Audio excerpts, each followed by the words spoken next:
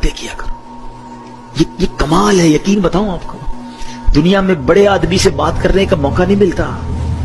Time پہلے لینا پڑتا ہے. اول تو ٹائم ہی نہیں ملتا, مل بھی جائے تو کسی سیکرٹری کے تھرو ٹائم ملتا ہے. وہ پہلے ہی بتا دیتا ہے صاحب بہت بیزی ہیں, 5 منٹ سے زیادہ بات نہیں کر سکتے.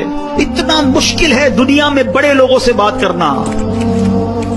مگر میں بتاتا ہوں جس نے کائنات بنائی ہے اس سے بات کرنا کتنا آسان ہے. میرے اور رب کے بیچ میں کوئی سیکرٹری نہیں ہے. ہاتھ اٹھاؤ اور ڈائریکٹ بات کرنا شروع کرو. جتنی دیر کرنی ہے کرو نا بات.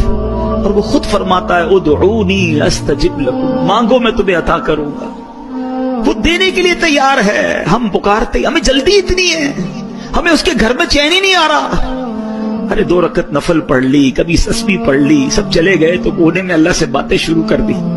سوچو نا, اپنی ماں سے جب آپ تڑپ کر بات کرتے ہو تو ماں سینے لگا لیتی. جب اللہ سے عرض کرو گے کہ مولا پریشان ہوں, اے میرے مولا پھنس گیا ہوں, اللہ بہت گناہ ہو گئے ہیں, نہیں چھوٹ رہے گناہ, مالک کسی طریقے سے بچا لے, اے اللہ حرام روزی سے بچا لے. بولو نا جو دل میں اللہ سے, کون روک رہا ہے تمہیں؟ اور جس زبان میں بات کرنی ہے کرو.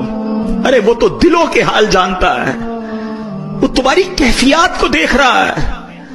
اس کے گھر میں آئے ہو تو مانگو نا اس سے. ارے تمہارا مہمان تمہارے ڈرائنگ روم میں بیٹھ جائے اور رونا شروع کر دے کہ پریشان ہوں, تو کیا دھکے دے کے نکالو گے؟ تم بولو کہ گھر کے اندر آ گیا ہے, مہمان ہے, کچھ تو کرنا پڑے گا. ارے قریب کے گھر میں آ گئے جب تم اور ادھر آنسو بہانا شروع کر دیے تو کیا خالی لوٹ آئے گا؟